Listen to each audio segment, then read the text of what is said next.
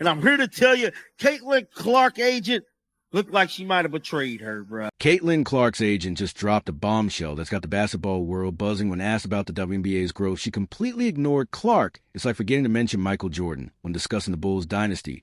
But here's where it gets really interesting. The agent might be on to something we're all missing. Is there more to this story than meets the eye? What could be so significant that it overshadows the biggest name in women's college basketball? Let's break down what's really going on. We all know Caitlin Clark agent has been in the headlines after a new article was released from ESPN, basically stating that the young athlete kind of helped contribute to the big boom, but then again, she didn't. It's just all over the place. But I'm here to tell you, footage has emerged from the sit-down that none other than Aaron Kane had with ESPN. Now, once again, Caitlin Clark agent is in serious hot water with the fan base. That's right, Caitlin Clark's agent dropped a bombshell that's got the basketball world in an uproar.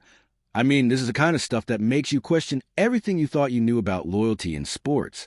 So here's the deal. Clark's agent was asked about why the WNBA is suddenly blowing up. You'd think this would be the perfect moment to sing Caitlin's praises, right? But no, that's not what happened at all. Listen to this. Same time, so much great stuff going on.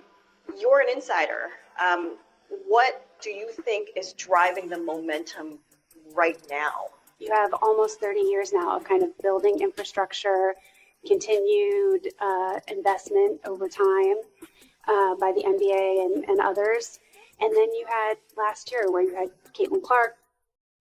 Like, we had glowing embers from Sabrina and all the players that came before. Instead, she starts talking about everything but Clark. Can you believe it? She goes on about 30 years of continued investment and amazing quality of play. She even drops names like Sabrina Ionescu and talks about other athletes who contributed to women's sports. It's like she completely forgot who she's representing. We're talking about Caitlin Clark, here the player who's been setting records left and right and bringing in millions of new fans. Came before Enrique and those 2 buzzer beaters she hit in 2018. Sedona Prince talking about, being able to use the disparity between the men's and the women's Final Four, and then obviously the women finally being able to use the marks and March Madness itself.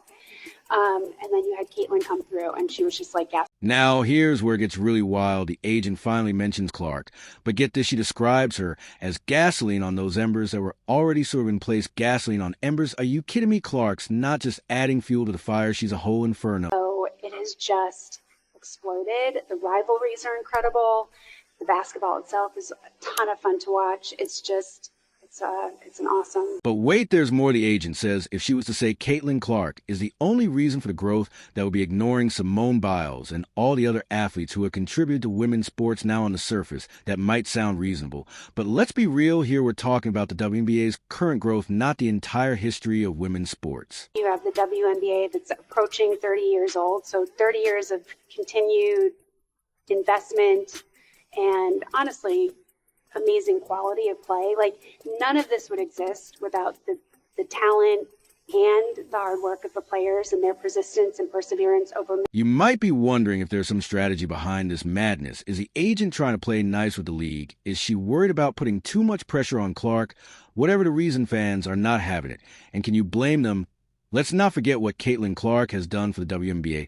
We're talking about a player who's changed the game single-handedly. Her impact is historic. The numbers don't lie. Clark's responsible for a massive chunk of the economic impact. Last season, we're talking millions of dollars and a surge in viewership that the league has never seen before. But apparently that's not enough for her agent to give her the credit she deserves. Instead, we get this bizarre global perspective about how the explosion in women's sports has been and happening worldwide for years. Come on, we're not discussing the entire history of women's sports. Here we're talking about the WNBA's recent surge, and Clark is at the center of it all. So you've got all of that, and then just this last college season, you had Caitlin Clark really come through, and she was like gasoline on those embers that were already sort of in place, and it just... Now, I know some of you might be thinking, well, maybe the agent has a point. We shouldn't ignore other players' contributions. And you know what, that's fair. The WNBA has had amazing talent for years. But let's be real, the league wasn't seeing this kind of explosive growth before Clark came along. She's not just continuing a trend, she's supercharging it. All right, let's talk numbers, because the stats behind Clark's impact will blow your mind. You ready for this? That Caitlin was responsible for almost 27% of the W's league-wide economic activity for the 2024 season, including ticket sales, merchandise, television. Her economic impact on the city of Indianapolis alone is upwards of 36. Did you get that Clark is responsible for almost 20% of the WNBA's economic activity last season? That's one player, guys. Her impact on Indianapolis alone is $36 million.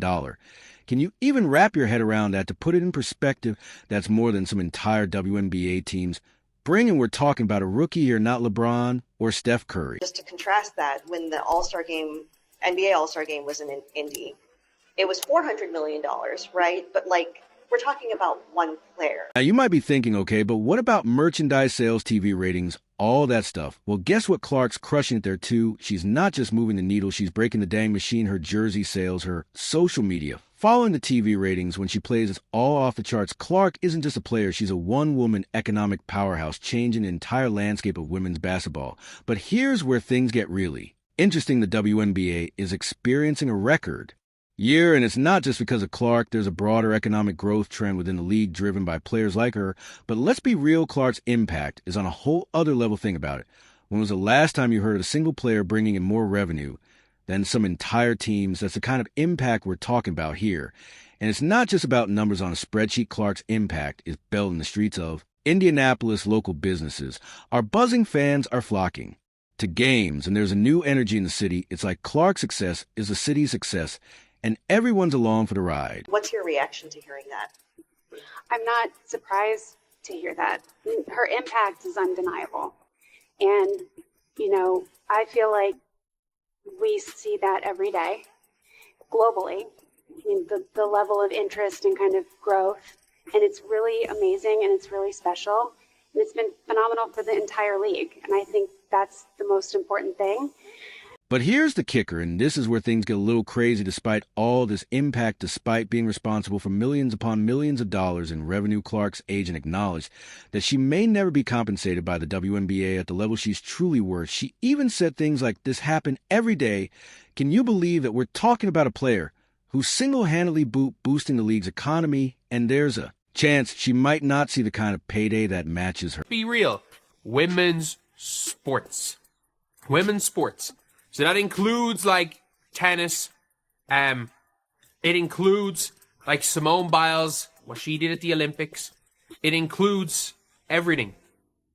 This is where the whole controversy with Clark's agent starts to make a little more sense. Maybe, just maybe, by not focusing solely on Clark, the agent is trying to make a bigger point. She's highlighting that while Clark is undoubtedly a superstar, there's a larger issue at play here: the ongoing challenges in player remuneration in the WNBA. But the story isn't from over. Oh, the explosion in women's sports, this is not just a 2024 thing, but in basketball in America, maybe you can argue it's been a 2024 thing. So, it starts long before Title IX, because of all sports like tennis, gymnastics, those type of things, those type of sports, people are like, oh, it started with Title IX. It started long before that, because there were sports that... What if I told you Clark's agent might be playing 4D chess while we're all stuck on checkers? Buckle up, because we're about to dive into a strategy so slick it's like watching a perfectly executed play unfold. Think about it. By not putting all the spotlight on the agent is actually protecting her. If she had said, yeah, it's all because of Caitlin, imagine the tension that could create in the league. It's like intentionally drawing a double team. It might trap you, but it opens up opportunities. Elsewhere, by mentioning other stars in the league's history, Clark's agent is playing a smarter game. She's keeping the peace and showing respect to the veterans. It's like a perfectly timed assist, making everyone feel involved while still setting up the star player for success. She said nothing wrong there. She literally said, okay, yeah, women's sports was doing well, it was growing because of the level of play in the league. And objectively, that's true.